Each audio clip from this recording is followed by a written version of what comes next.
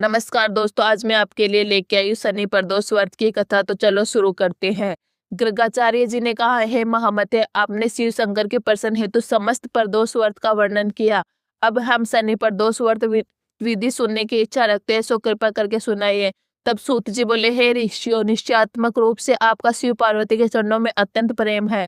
मैं आपको शनि त्रयोदशी के व्रत की विधि बतलाता हूँ, सो ध्यान से सुने। पुरातन कथा है कि एक निर्धन ब्राह्मण की स्त्री दरिद्रता से दुखी हो सांडिल्य ऋषि के पास जाकर बोली, हे महामुने, मैं अत्यंत दुखी हूँ, दुख निवारण का उपाय बतलाइए। मेरे दोनों पुत्र आपकी शरण में है। मेरे ज्येष्ठ पुत्र का नाम धर्म, जो कि एक राजपुत्र है, और लघु का नाम सूचिवर्त है। हम दरिद्री है, आप ही हमारा उद्धार कर सकते हैं। इतनी बात सुन ऋषि ने शिव प्रदोष व्रत करने के लिए कहा। तीनों प्राणियों ने प्रदोष व्रत करने का संकल्प किया।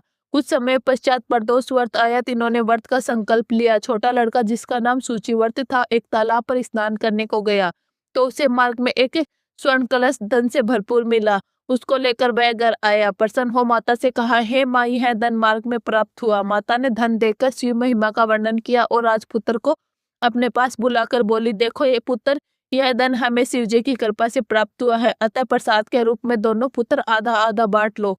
माता का वचन सुन राजपुत्र ने शिव पार्वती का ध्यान किया और बोला, पूज्य, यह धन आपके पुत्र का ही है, मैं इसका अधिकारी नहीं हूँ। मुझे शंकर भगवान और माता पार्वती जब देंगे तब लूंगा। इतना कहकर वह राजपुत्र शंकर जी की पूजा में लग गया। एक दिन दोनों भाइयों का प्रदेश भ्रमण का विचार हुआ। रास्ते में उन्होंने अनेक गंधर्व कन्याओं को क्रीड़ा करते हुए देखा। उन्हें देख सूचिवर्त ने कहा, भैया, अब हमें इससे आगे नहीं जाना है। इतना कह सूचिवर्त उसी स्थान पर बैठ गया, परंतु राजपुत्र अकेला ही स्त्रियों के बीच में जा पहुंचा। वहां एक अति सुंदरी स्त्री राजकुमार को देख मोहित हो गई। वह राजपुत्र के पास पहुंचकर कहने लगी कि हे सखियों, इस वन के समीप ही जो दूसरा वन है, तुम वहां जाकर देखो। भांति भांति के पुष्प खिले हैं, बड़ा ही सुहावना समय है, उसकी शोभा देखकर आओ। मैं यहाँ बैठी हूँ, मेरे पैर में बहुत पीड़ा है। यह सुन सब सखी दूसरे वन में चली गई। वह सुंदर राजकुमार की ओर देखती रही।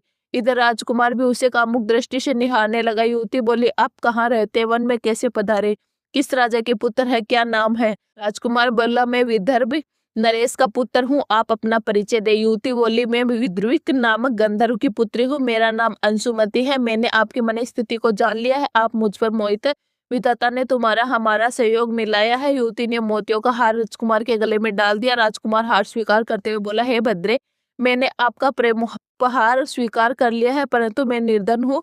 राजकुमार के इन वचनों को सुनकर गंधर्व कन्या बोली कि मैं जैसा कह चुकी हूँ वैसा ही करूंगी, अब आप अपने घर जाइए। इतना कहकर गंधर्व कन्या सखियों से जा मिली। घर जाकर राजकुमार ने सूचिवर्त को सारा वृत्तांत कह सुनाया। जब तीसरा दिन आया, वह राजकुमार सूचिवर्त को लेकर उसी वन में जा पहुंचा। वहीं गंधर्व राज अपनी कन्या को लेकर आ पहुंचा। उन दोनों राजकुमारों को देख गंधर्वराज ने आसन दे कहा कि मैं कैलाश पर गया था, वहां शंकर जी ने मुझसे कहा कि धर्मगुप्त नाम का राजपुत्र है, जो इस समय राज्य भी निर्धन है, मेरा परम भक्त है। गंधर्वराज, तुम उसकी सहायता करो। अतः मैं महादेव जी की आज्ञा से इस कन्या को आपके पास लाया हूँ, आप इसका निर्वाह करें, मैं आपकी सहायता कर आपको राजगद्दी पर बिठा दूंगा।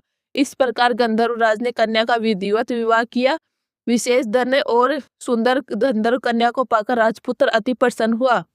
भगवत कृपा से अपने शत्रुओं का दमन करके वह राज्य का सुख भोगने लगा। अगर आपको हमारी कहानी पसंद आई हो तो वीडियो को लाइक करें, कमेंट में हर हर महादेव लिखें और चैनल को सब्सक्राइब करें। धन्यवाद।